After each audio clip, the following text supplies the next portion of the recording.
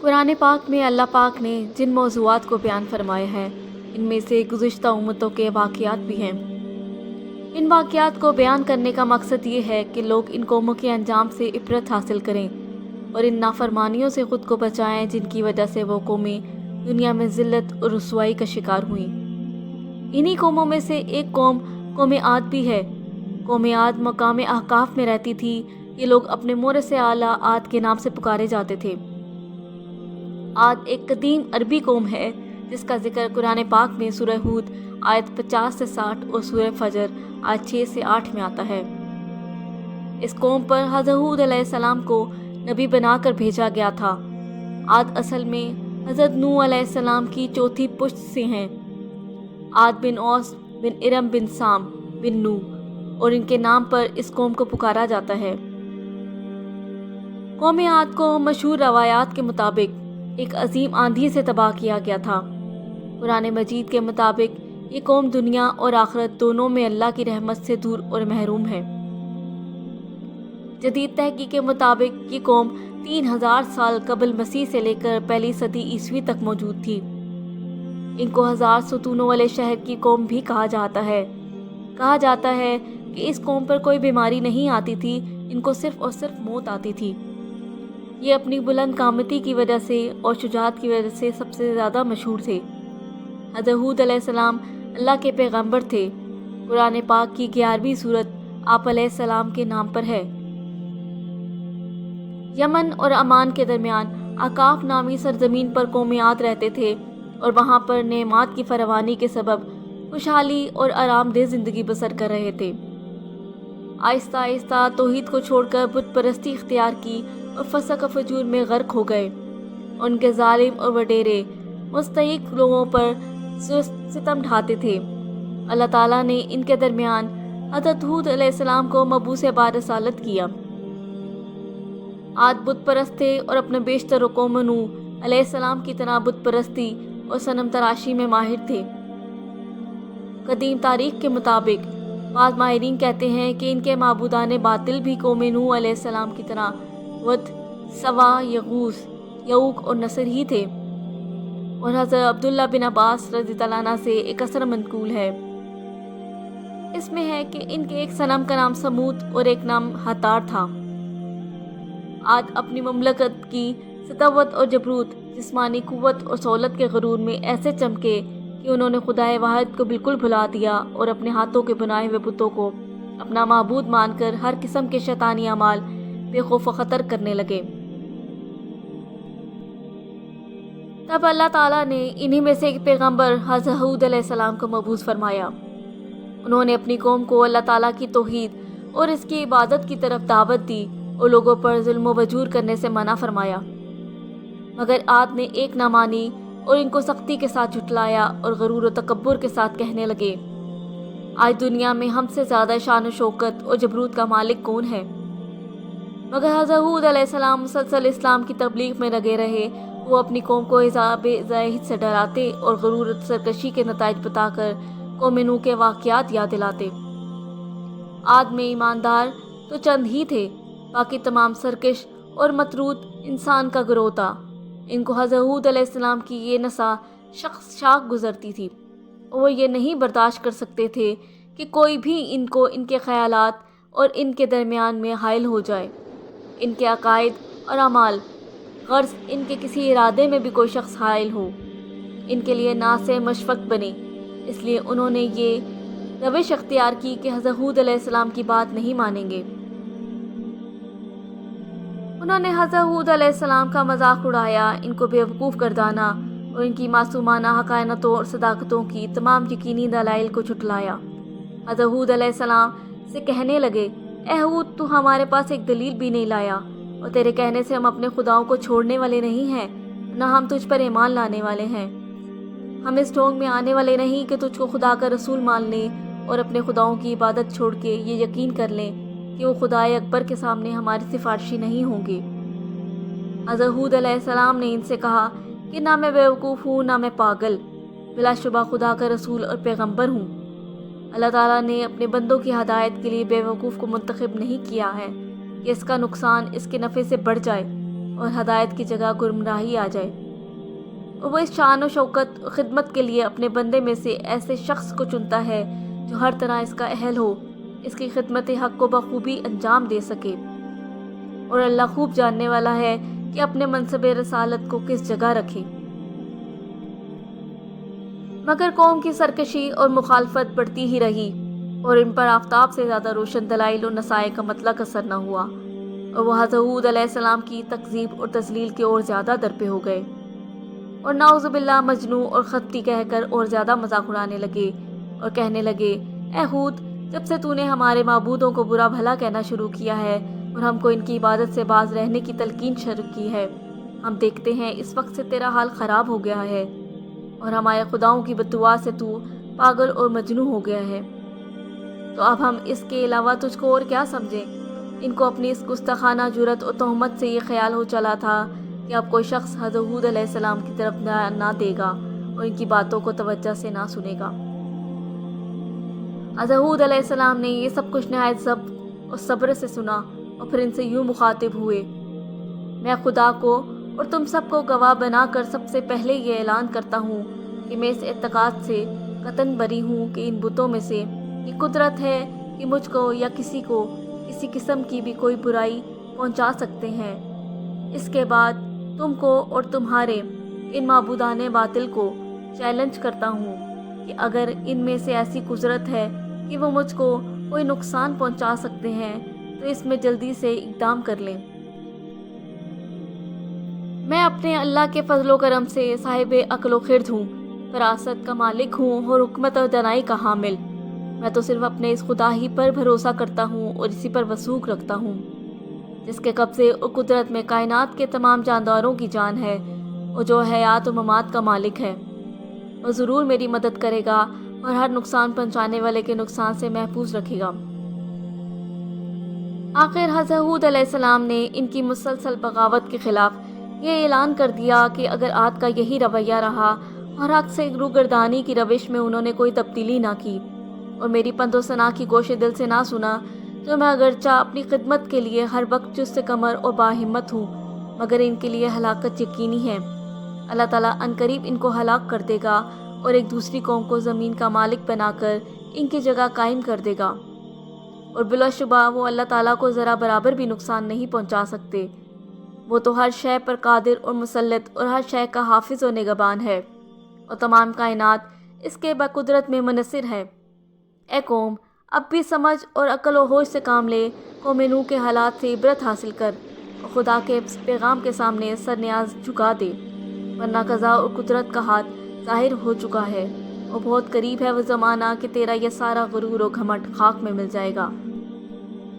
حضرت ہود علیہ السلام نے بار بار ان کو یہ باور کروایا کہ میں تمہارا دشمن نہیں ہوں، دوست ہوں، تم سے زر اور ریاست کا طالب نہیں ہوں، بلکہ تمہاری فلاح اور نجات چاہتا ہوں۔ میں اللہ تعالیٰ کے پیغام کے بارے میں خائن نہیں بلکہ امین ہوں، وہی کہتا ہوں جو مجھ سے کہا جاتا ہے، جو کچھ کہتا ہوں قوم کی سعادت اور حسن و مال کے لیے کہتا ہوں، بلکہ دائمی اور سرمدی نجات کے لیے کہتا ہوں۔ تم کو اپنی ہی قوم کے ایک انسان پر خدا کے پیغام نازل ہونے سے اشنپا نہیں ہونا چاہیے، کیونکہ یہ قدیم سے خدا کی سنت جاریہ ہے کہ انسانوں کی ہدایت اور سعادت کے لیے انہی میں سے ایک شخص کو چن لیتا ہے اور اپنا رسول بنا کر ان سے خطاب کرتا ہے، اور اپنی مرضیات اور نامرضیات سے ان کی معرفت اپنے بندوں کو مطلع کرتا رہتا ہے۔ اور فطرت کا تقاضا بھی تو یہی ہے کہ کسی قوم کی رشد و ہدایت کے لیے ایسے شخص کا ہی انتخاب کیا جائے جو بول چال میں انہی کی طرح ہو، ان کے اخلاق و عادات کا واقف و دانا ہو، انہی کے خصوصی امتیازات سے آشنا اور انہی کے ساتھ زندگی گزارتا رہا ہو کہ اسی سے قوم مانوس ہو سکتی ہے اور وہی ان کا صحیح ہادی و مشفق بن سکتا ہے۔ عاد نے جب یہ سنا تو وہ عجیب حیرت میں پڑ گئے، ان کی سمجھ میں نہ آیا کہ خدا کی پرستش کے کیا معنی ہیں۔ وہ غم اور غصے میں آ گئے کہ کس طرح ہم باپ دادا کی رید اصنام پرستی کو چھوڑ دیں، یہ تو ہماری اور ہمارے باپ دادا کی سخت توہین ہے۔ ان کا غیظ و غضب بھڑک اٹھا کہ ان کو کافر و مشرک کیوں کہا جاتا ہے، جبکہ وہ بتوں کو خدا کے سامنے اپنا شفیع مانتے ہیں۔ ان کے نزدیک ہود علیہ السلام کی بات مان لینے میں ان کے معبودوں اور بزرگوں کی توہین اور تحقیر تھی، جن کو وہ خدائے اکبر کی بارگاہ میں اپنا وسیلہ اور شفیع مانتے تھے۔ اور اسی کے لیے ان تصویروں مجسموں کو پوچھتے تھے کہ وہ خوش ہو کر ہماری سفارش کریں گے اور عذاب الہی سے نجات دلائیں گے۔ آخر وہ شعلے کی طرح بھڑک اٹھے اور حضرت ہود علیہ السلام سے بگڑ کر کہنے لگے، تو نے ہم کو اپنے خدا کے عذاب کی دھمکی دی ہے، ہم کو اس سے یہ کہہ کر ڈرایا ہے، میں تمہارے اوپر بڑے دن کے عذاب آنے سے ڈرتا ہوں کہ کہیں تم اس کے مستحق نہ ٹھہر جاؤ۔ تو اے ہود، اب ہم سے تیری روز روز کی نصیحت نہیں سنی جاتی، ہم ایسے ناس مشفق سے باز آئے، اگر تو واقعی اپنے قول میں سچا ہے تو عذاب جلد لیا کہ ہمارا تمہارا قصہ پاک ہو۔ بس لا تو ہمارے پاس اس شے کو جس کا تو ہم سے وعدہ کرتا ہے، اگر تو واقعی سچوں میں سے ہے۔ حضرت ہود علیہ السلام نے جواب دیا کہ اگر میری مخلصانہ اور صادقانہ نساء کا یہی جواب ہے تو بسم اللہ، اور تم کو عذاب کا اگر اتنا ہی شوق ہے تو بھی کچھ دور نہیں، بلا شبہ تمہارے پروردگار کی جانب سے تم پر عذاب و غضب آ پہنچا۔ تم کو شرم نہیں آتی کہ تم چند خود ساختہ بتوں کو ان کے نام گھڑ کر پکارتے ہو، اور تم اور تمہارے آباء و اجداد ان کو خدا کی دی ہوئی دلیل کے بغیر من گھڑت طریقے پر ان کا اپنا شفیع اور سفارشی مانتے ہو، اور میری روشن دلائل سے انحراف اور سرکشی کر کے عذاب کے طالب ہوتے ہو۔ اگر ایسا ہی شوق ہے تو اب تم بھی انتظار کرو، اور میں بھی انتظار کرتا ہوں کہ وقت قریب آ پہنچا۔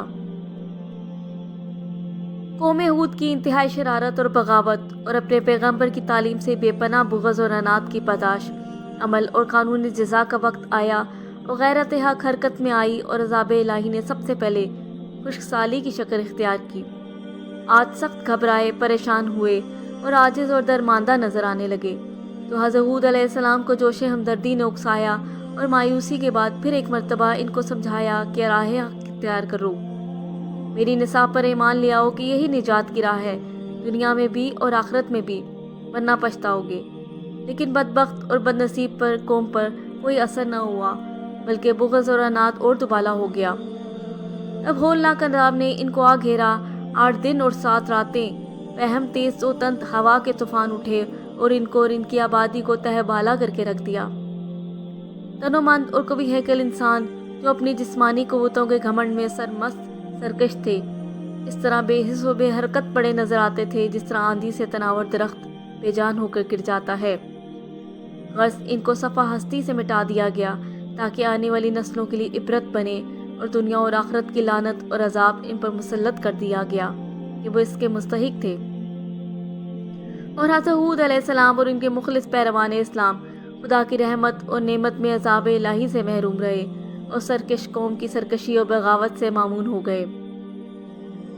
یہ ہے عاد اولا کی وہ داستان عبرت جو اپنے اندر چشم عبرت بین لیے بے شمار پند و ثنا رکھتی ہے، اور خدائے برتر کے احکام کی تعمیل اور تقوی و طہارت کی زندگی کی جانب دعوت دیتی ہے۔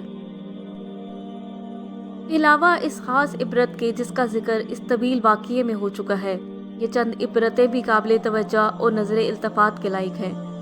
جو شخص قوم عاد کے واقعے کو پڑھتا ہے، اس کی آنکھوں کے سامنے ایک ایسی ہستی کا تصور آ جاتا ہے جو وقار اور متانت کا مکمل مجسمہ ہے، اور شرافت اور نجابت چہرے سے آیاں، جو کچھ کہتا ہے پہلے اس کو وزن کر لیتا ہے کہ اس کا انجام نیک ہے یا بد۔ قوم کی درشتی، تمسخر اور استہزاء کا جواب ضبط اور صبر سے دیتا، اور پھر بھی ان کی بھلائی کا جویاں رہتا ہے۔ اخلاص اور حسن نیت اس کی پیشانی سے آیا ہے۔ اس کی قوم کہتی ہے، بے شک ہم تجھ کو بے وقوف پاتے ہیں اور بے شک ہم تجھ کو جھوٹوں میں شمار کرتے ہیں، مگر اس کا یہ جواب دیتا ہے، اے قوم میں بے وقوف نہیں ہوں، البتہ میں جہانوں کے پروردگار کی جانب سے رسول ہوں، تم تک اپنے پروردگار کے پیغامات پہنچاتا ہوں اور میں تمہارے لیے امانت دار خیر خواہ ہوں۔ یہ سوال اور جواب ہم کو توجہ دلاتے ہیں کہ خدا کے برگزیدہ انسان جب کسی کی نیک خواہی کرتے اور کچھ رووں کی کجی کو سیدھا کرنے کے لیے نصیحت فرماتے ہیں تو کچھ چشموں اور بددیانتوں کی ہرزہ رسائی اور تمسخر و تحقیر کی پرواہ نہیں کرتے، دلگیر اور زنجیدہ ہو کر امر حق سے منہ نہیں موڑتے، ناراض ہو کر خیر خواہی اور نصیحت کوشی کو نہیں چھوڑتے، اور بلندی اخلاق اور نرمی اور مہربانی کے ساتھ روحانی مریضوں کے علاج میں مشغول رہتے ہیں۔ حضرت ہود علیہ السلام نے لطف و مہربانی کے ساتھ اپنی قوم کو خدا کی وحدانیت پر ایمان لانے کی ترغیب دی، ان کی لازوال نعمتوں کو یاد دلایا اور آئندہ کے لیے وعدہ کیا مگر بدبخت قوم نے کسی طرح بھی مان کر نہ دیا۔ ان کے سب سے بڑا سبب وہ جاہلانہ عقیدہ تھا کہ باپ دادا کی ریت و رسم اور ان کے خود ساختہ اصنام کی قہرمانیت کے خلاف جو شخص بھی آواز اٹھائے گا وہ ان بتوں کی پھٹکار میں آ جائے گا۔ اور یہ مہلک عقیدہ جن قوموں کے اندر اپنے جراثیم پیدا کر دیتا ہے، ان قوموں کا اپنے مسئلے اور اپنے پیغمبر کے ساتھ وہی سلوک ہوتا ہے جو قوم ہود اور قوم نوح کے تذکروں میں نظر آتا ہے۔ اپنے مرسلین اور انبیاء صادقین کے خلاف قوموں کا بغض اور عناد اسی ایک عقیدے پر مبنی رہا ہے کہ ہمارے باپ دادا کی ریت و رسم اور ان کے خود ساختہ اصنام کی قہرمانیت کے خلاف کیوں کچھ کہا جاتا ہے۔ یونان کے مشہور حکیم سقراط کو زہر کا پیالہ اسی لیے پینا پڑا کہ وہ اپنی قوم کے معبودان باطل کی قہرمانیت کا کیوں انکار کرتا اور ان کو کس لیے ان کے غلبہ اقتدار کا مخالف بنا دیتا۔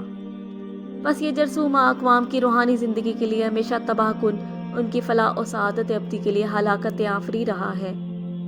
حضرت ہود علیہ السلام اور دیگر انبیاء علیہ السلام کی یہ سنت بہترین اسوہ ہے کہ تبلیغ اور پیغام حق کی راہ میں بدی کا بدلہ نیکی سے دیا جائے اور تلخی کا جواب شیریں کلامی سے پورا کیا جائے۔ البتہ مبلغ ان کی بدکرداری اور مسلسل سرکشی پر اللہ تعالیٰ کے بنائے ہوئے قانون جزائے عمل یا پاداش عمل کو ضرور یاد دلائیں اور آنے والے انجام بد پر یقیناً ان کو تنبیہ کریں، اور یہ حقیقت بار بار سامنے لائیں کہ جب کوئی قوم اجتماعی سرکشی، ظلم اور بغاوت پر آمادہ ہو جاتی ہے اور اس پہ پہم پر اصرار کرتی رہتی ہے تو پھر خدائے تعالیٰ کا غیر اور غضب ان کو صفحۂ عالم سے مٹا دیتا ہے اور اس کی جگہ دوسری قوم لے لیتی ہے۔ چنانچہ قوم نوح اور قوم ہود اس کی عبرت آموز مثالیں ہیں۔ قوم عاد کی جن نافرمانیوں کا ذکر قرآن پاک میں آیا ہے ان میں سے چند یہ ہیں: کفر و شرک اور بتوں کو پوجنا، اللہ کے رسولوں کو جھٹلانا،